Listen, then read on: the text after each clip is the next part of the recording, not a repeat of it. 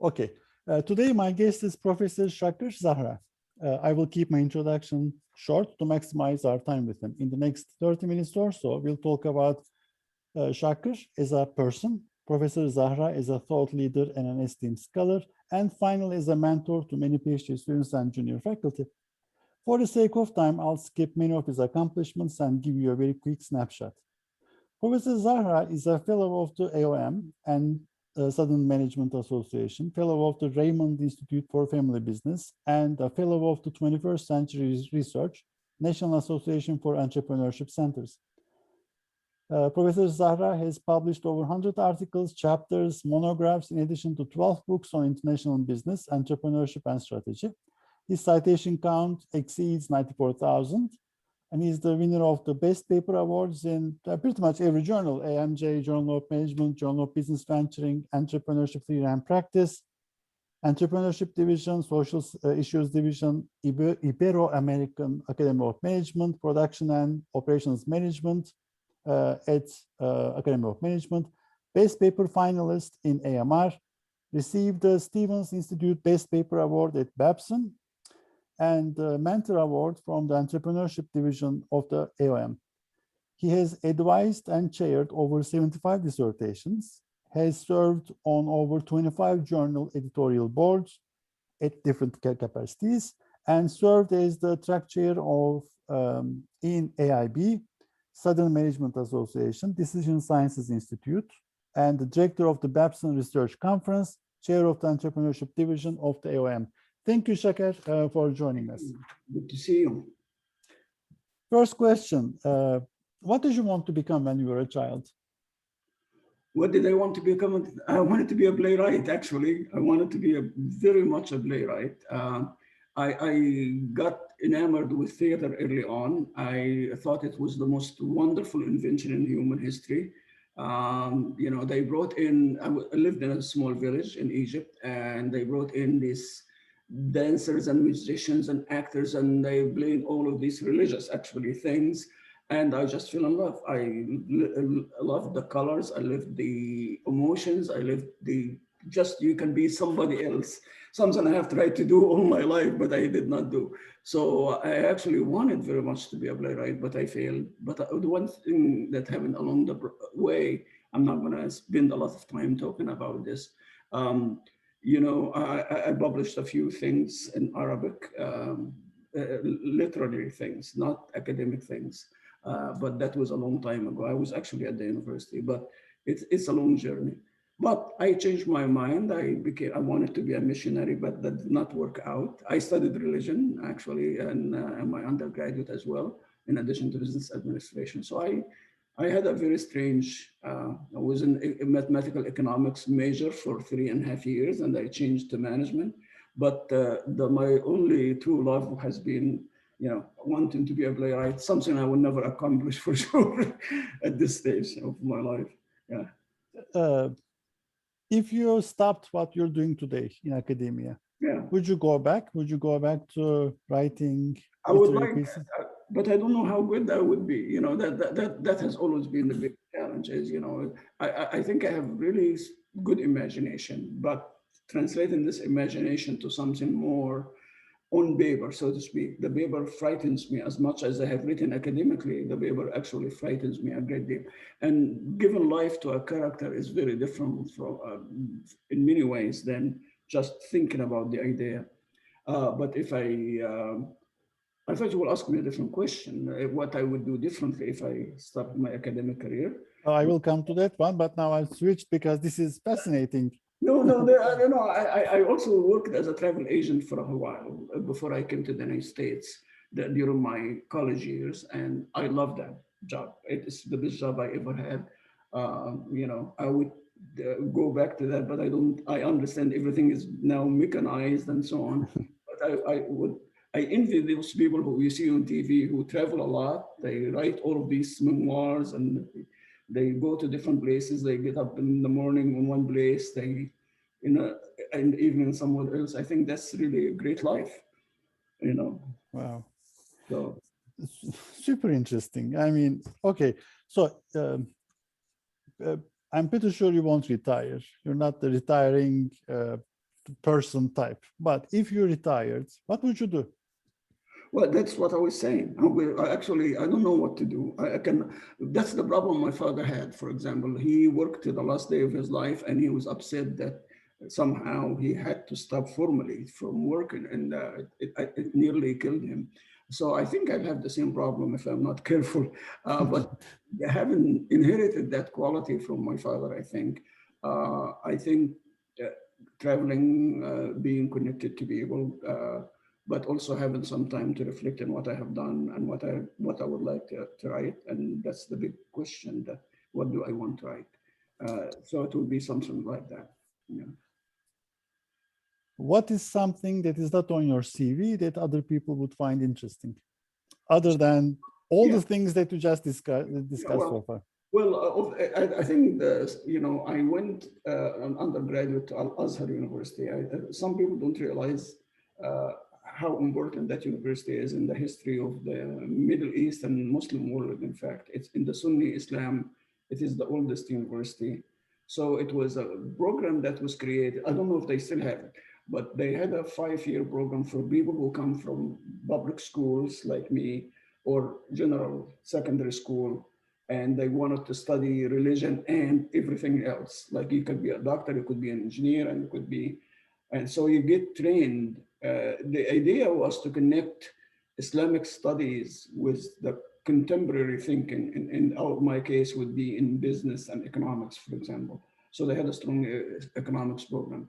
So that really, I thought, and the idea was for you to take this knowledge and do whatever you do, but preferably you will end up going somewhere in the world and become more or less a missionary. Muslims don't have missionaries formally, but they call them religious guides. Religious guides. You could be a banker, but you do this. You could be a teacher. You could be an engineer, whatever. So I actually went to that program, and I ended up actually thinking more about the world because of that program than anything else. And in many ways, even though I'm not really devoutly religious, I think about the role of religion quite a bit in a lot of our studies. I think to some extent we are shying away from that, but it does underlie a lot of things.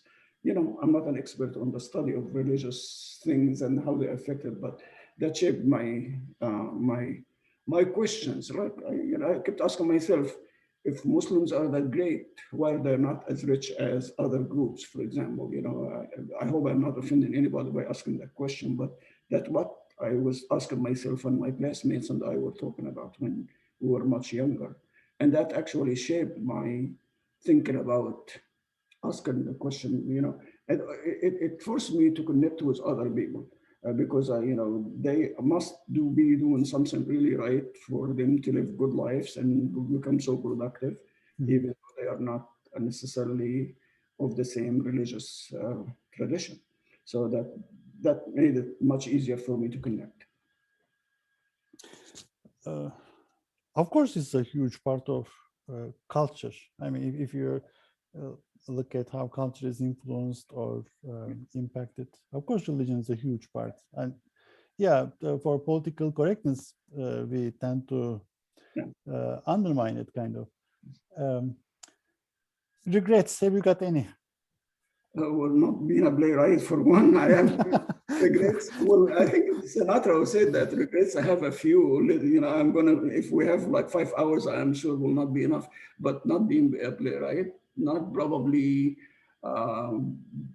getting the right training for my PhD. That really put me behind in a number of ways. I regret 100 papers, 12 books. I don't think you're lacking. So I tell my students, if you don't learn it now, you will have to pay for it later if you wanted to continue. So learning on the job is sometimes far more expensive than learning in the classroom, especially when you have very well accomplished mentors, you know what I mean? And that I think there is something to be said about the quality of the program you attend. That's not elitism. I can't even say the word, it's foreign to me, but it has had to do with just knowing what to do. So I give you a very strange example, and I use that example with my students sometimes. I went to the Academy of Management the year I was going to graduate. And I went to some of the sessions in the business policy division. It used to be the business policy division, planning division. And I sat there, I could not understand a thing. I'm not talking about the methodology, but some of the basic theories that, because I've never heard of them. My training was so bad, I did not even know some of the basic things. I thought I was in an alien nation, you know what I mean? And that actually terrified me. I had to do a lot of things to compensate for that. But it is not the name of the school. It's not the name of the program. It is what you get in the program that actually helps you, kind of shapes how you approach your scholarship and how you develop that over a period of time. And you learn a lot from working with people. And I have been extremely, extremely lucky because I've worked with so many people from so many different countries, and that have helped me, for the lack of a better word, upgrade my skills. And that's something that happens every day. I hope it continues so. But it does take a little bit longer than in comparison to getting this stuff kind of more neatly packaged in the classroom format. So that's what I'm talking about. Shakir, what are you most proud of? I'm having a little cold, so if I'm having a cold, but definitely it's not COVID. So yeah. Okay, hopefully it's not. What are you most proud of? Well, a couple of things. One, working with so many people, and many people have had their first major publications or even first publication or presentation with me. I thought this is really something. I have been very, very happy about that. And I really believe that we should give back as much and even more than we receive. And that makes life much, much better. Second, is something very small and probably will sound trivial to anybody who's watching this video. Surviving as long as I have in the academy, this is a wonderful profession, but it is also, the statistics are not in favor of some people surviving an extended long period of time. So I think, I'm one of the survivors, maybe because I'm addicted to the profession. But so it's a small accomplishment, but for me, it means something. So, but the first ones, being affiliated with and engaged with and collaborating with as many people, that has been the source of great pleasure for me. Shakir, you've written in entrepreneurship, strategy, IB, in many different areas. Your training is very diverse. So there's a problem. There's a question about, okay, imagine you're stranded in a small village. People don't know who you are. How do you explain your research? So if a person works in a very narrowly defined, clearly defined area, it's very easy. I say I work in internationalization and everything is understood. How do you explain you're stranded? One time I was coming from somewhere in Europe. I spent a couple of weeks, visited multiple universities, and I was in Amsterdam airport. I was working on one of my papers, and the guy who sat next to me kept looking at me, and he said, "You seem to be busy." I told him I need to finish this paper. He said, "What do you do for a living?" I told him I'm a professor, and he said, "So what were you doing in Europe?" So I told him. He looks at me and he said, "How does a man like you get a great job like this? This sounds like I told him, yes, I get to do what I wanted. I sometimes get away with doing it, and my ignorance does not keep me from doing it." And he liked that a lot. And he actually shook my hand when I said my ignorance. He said, sometimes ignorance is a bliss. So in a way, part of this is my strange way of saying, yes, I've done a number of things, and some of them have been really good, and I'm proud of that. And some of them are actually, it shocks me that they get good citations, but they do. At least somebody has looked at them, you know what I mean? So when I think about it, I do things that connect international entrepreneurship and technology, but I come from a strategic perspective. That's how I think about it academically. But when I talk to people, I talk about what I'm working on. Most of the things I'm working on right now have to do with international entrepreneurship. It has to do with capabilities. And so when I tell people like, I don't know, and if you go back to your hypothetical, tell people about capabilities, they wouldn't understand what I'm talking about. But when I say how companies change the way they compete over a period of time and how they infuse innovation and entrepreneurial activities to get there, they understand a lot more. And that's exactly what I do. It's the process of what, if you're looking into one or two common threads throughout my work, it is this process of rejuvenation, renewal, adaptation that drive companies to move forward. Mm-hmm. And let's talk about understudied or omitted variables in IB research. People ask me that question. Omitted variables are the variables I'm interested in, correct? So, we have developed this split in the literature between quantitative and qualitative.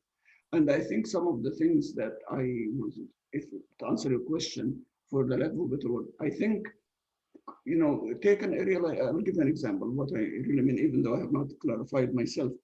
Take all of this work that's being done in institutions and the role of institutions in international business, entrepreneurship, and strategic choices, and so on.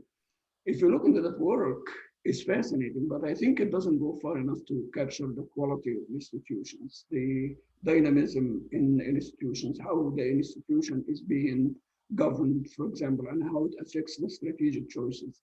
So I think we're studying the facade of many of these variables, but we don't delve deeply into their functioning, how the role of key actors in terms of shaping them, for example. I think mix of the kind of omitted variables in international business and other parts of strategy, in fact, if you go beyond IB. So in my mind, I for the reasons you have identified in terms of the breadth of my work, I don't separate all of these strategy, entrepreneurship, and international as people. I think I come from the old generation where they were all intertwined, like back in the many zillion years ago. I think it was 1977 when they had the Pittsburgh conference and all of these things were being discussed. I know the world is so very different. But going back to IB, I think we don't look, if you look into the independent variables, we don't look into kind of the team-related variables as much, group-related variables as much, individual-related variables as much. We look into, cross-cultural studies and those, but I think how the individual can be the agent of magnificent or significant change in a large organization that's so multinational, competes in 190 countries or whatever in so many product lines. So in my class, I was talking about 3M a couple of days ago. I was talking about 3M. 77 countries, if I remember correctly, 55,000 products, I think. I don't remember how many product groups, who makes those decisions. And I think that's part of the problem with a lot of the work we do in strategy and IB is that we don't get into those people, the people behind the machine that works, the machine being the organization. I think entrepreneurship people kind of got stuck thinking about the individual at a very, very micro level, like the individual and the organization is a facade. That's not true either. So I think we need to go beyond the just counting things like the experience and so on. I really think there is a lot more, and that's the literature I don't know very well, but that's probably why I'm so fascinated by it, because I think some of the studies that could be done, whether qualitative or quantitative, can do us justice, more justice than we now do in terms of understanding these kind of things. I understand. About coming up with these great ideas, creative ideas, or creative approaches to finding interesting questions, what does your mind think of when it wanders freely in a state of this idle curiosity? How do you come up with these ideas? Well, I don't think much about these questions. I actually write them down a lot. I use my iPhone a lot. I have a lot of, when I jot down ideas, I on my notes, so I can send you 64 pages of ideas, that small things, you know what I mean? Out of these small things, you can combine and reiterate and all of this stuff. But I really think, and this is not my idea, but I've heard it from somebody, and I said, that's exactly how I feel. I think reading the non-academic literature is a very important way of looking into or thinking about things. You know what I mean? I like to think that reading poetry, novels, and so on gives you a perspective that you cannot get from simply reviewing academic papers. You need to review academic papers. You need to understand the literature correct, but going to that level beyond that, where you can conceive ideas that are kind of more beautiful and at the same time relevant. I think there is something else about it, that quality about it. Some of the papers that we all see, and then we all write some of those papers, at least I have done so, are functional, very functional, filling the gap in the literature. I'm really tired of filling gaps, you know what I mean? Sometimes you want it, you know, you want that. Let somebody else fill the gap, you know. Okay, suggestion for one of the non-academic literature pieces. Tell me to read one book or poetry piece. Well, I love Nikos Kazantzakis, the great Greek writer, and he's from neighboring Greece. So you should know, you know, amazing. And of course, some of his books, Zorba the Greek, is the oldest, most famous books that we all know in English. And of course, The Great Passion, you know, the Last Temptation of Christ, all of these things.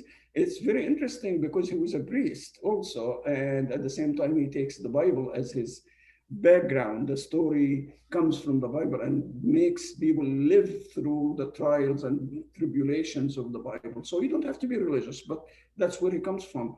But it's so contemporary because of the challenge that you see. It's like trying to find not only meaning, but you have to have peace with yourself and the rest of the universe. And the universe becomes greater, more beautiful, but it's full of friction, very much like the institutions we study in many ways. You know, you look. So I'll give you a strange story very quickly. Many years ago, I was at Babson and I was teaching this course in entrepreneurship, corporate entrepreneurship. So I wanted to get the class kind of started, and I gave them a very simple assignment. This was a large company that contracted with the school, and all of there were 42 students, I remember correctly, MBA students. This was a highly customized program. So I said, your assignment for next class is write 2 pages. They come from different parts of the company. 2 pages, no more than 2 pages, about what your company does well to promote innovation. By the way, I still have these documents after all of these years. It's like 20 years ago. I was shocked. Nothing less than 8 pages, single-spaced. The first 1 or 2 paragraphs were really positive things, but the rest were like, but you know, haven't I said those 2 good things about the company? Let me tell you the real story, you know, and this is one of the most famous, well-known companies. So some people can take greatness and see all of these things because we deal with the trials and tribulations of everyday existence. I think the literature gives us a perspective where we are a little bit distant from this muddy level of detail. So you can see the struggle of the person to find meaning, to find their place in that.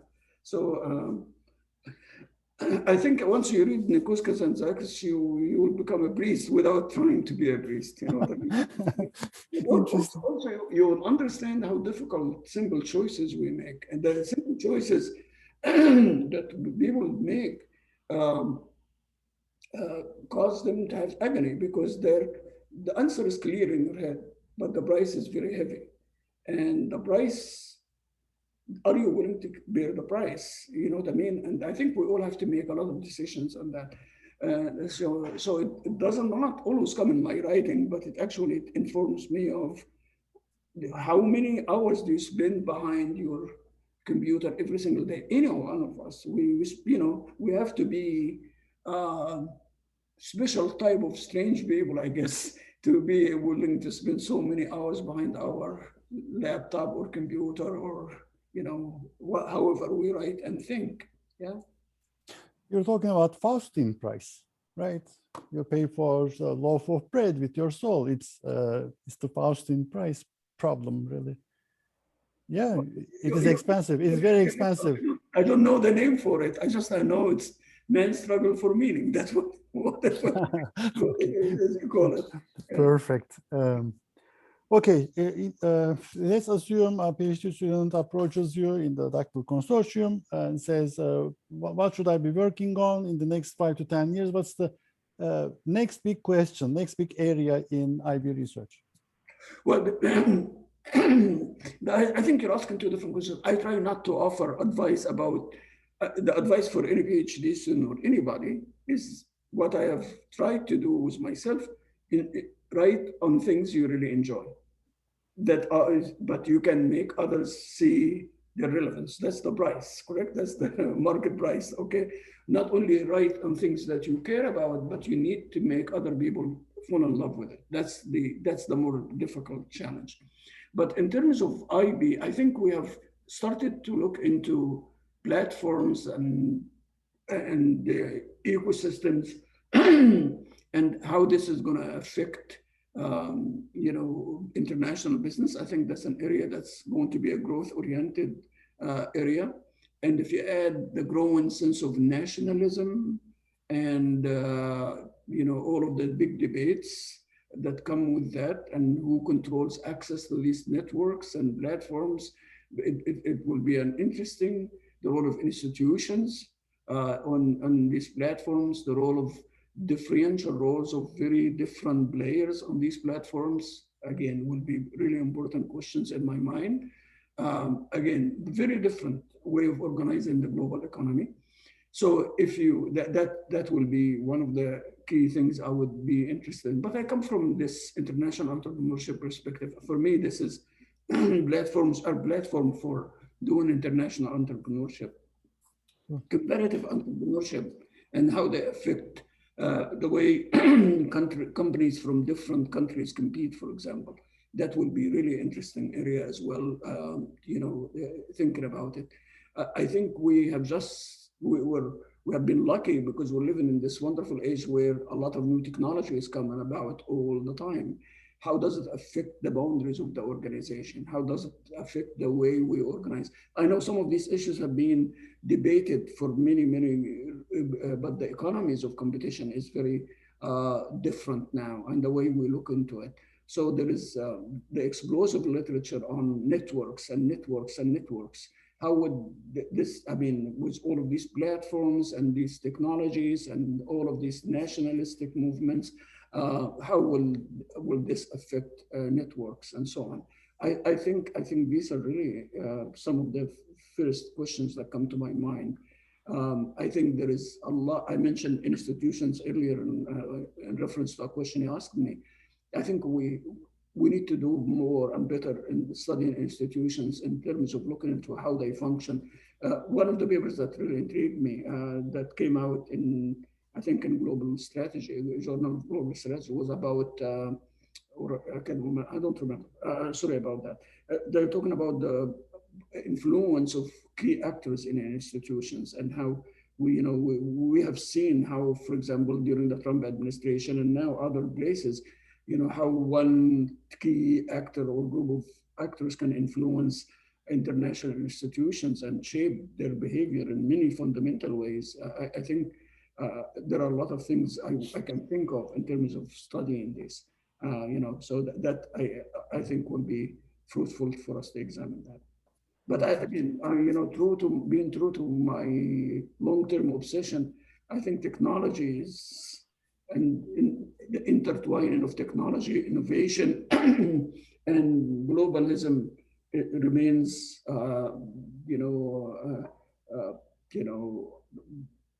on the forefront of these things. I remember saying that in the year 1989 at lunch, and I said that's what I would like to do for the next 20 years. And my colleague said, so how can you write that? Who cares about this? And I'm not joking. They were like laughing. And, so in retrospect, I think I was too late to get into this. I should have done it sooner, more forcefully. So, yeah. Perfect. Okay, about advice and mentoring. What was the best advice you received when you were going through either the PhD program or even earlier, someone who touched you and very much. influenced you? Actually, it happened to me. I was, you mentioned that I was something about the Sun Management Association. So I used to go there in conferences. And I think it was like 3 years after I graduated, this very well-known professor, standing there, was talking to somebody. I was walking by, and of course, nobody knows me. I used to remove my name tag before I made my presentation. Remember me. It's like the end of my work, actually, which is true. This is not a joke. And all of a sudden, I could hear somebody calling Checker. I looked around. I said, "Nobody knows me, correct? I'm safe." Then I heard them again, and they said, "May I speak to you?" I was about to die. I froze. But anyway, this was Jerry J. Hunt. I don't know if you know him or not, but he was a professor of organizational theory at Texas Tech. And so he wanted to talk to me for a few minutes. And he was one of the most generous, helpful, kindest, most thoughtful people, but he terrified me to death. First of all, he just told me how he attended several of my presentations, and he had like a couple of observations that he wanted to share with me. One of them that I remember the most, and that's the introduction to Mansur. He said, "Regulate your base." I was having like 4 presentations in each conference, and I was doing 25 things and all of this stuff. And he told me about the attrition ratio in the academy, essentially. Basically, he said, the second thing is turning these papers into journal publications. That was really good. And he spent some time talking about it. What I regret the most about this presentation is 2 things. One, I don't remember most of the stuff that he was talking about, because I just was numbed that I must be doing terribly. I said to myself, for somebody like this to take the time to tell me. I was mistaken, obviously. The second thing is, it took me a while to realize that what he was telling me was correct. I needed to manage my pace and try to think about this as something long-term. You're in it for the long term. How to manage and orchestrate your research program, how you build your relationships, how you build your research stream over a period of time. And unlike what I have done, I tell my students to focus pretty narrowly, because it pays off, at least early on in your career, to be known for 1 or 2 things, but one is even more preferable. But again, the default option is do what you think is good and you can get other people to appreciate. Can I add just one more thing?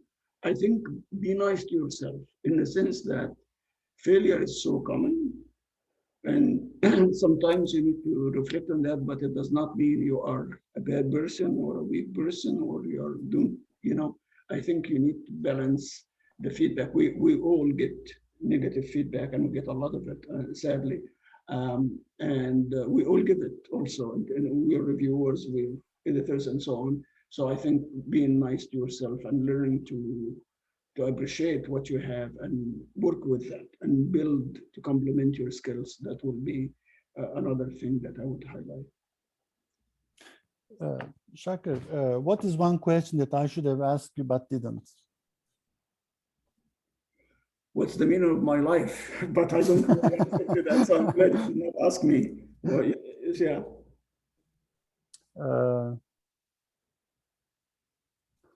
So what usually happens is, after we stop recording, my guest basically remembers one most important thing, and then we start recording again. So perfect. Any more advice, any other advice that you would like to give to PhD students, junior faculty, or even senior faculty in the field? Well, I'm not presumptuous, but I think sometimes it has been my observation is that, and that's true of me, probably that's where I'm coming from. In my experience, we're always busy. Always, we have so much on our plate, and we are pressured to do many things, and we're falling behind. And it's not a joke. We're constantly trying to balance all of this. We don't enjoy what we do, and sometimes we forget to celebrate what we accomplish and celebrate what other people have accomplished. I think once in a while we need to do that and kind of stop and take stock and say it's beautiful. Given my religious training, I think I go back to the first to Genesis. Looking at the story of creation in the Bible, for example, I tell people that's where organizational learning was took place. The Lord God apparently, did not know exactly what He was going to do. Every single day He said this, He looks and says, "Well, it's not done. It's not done, correct?" And the next day He moves on and does a lot of things.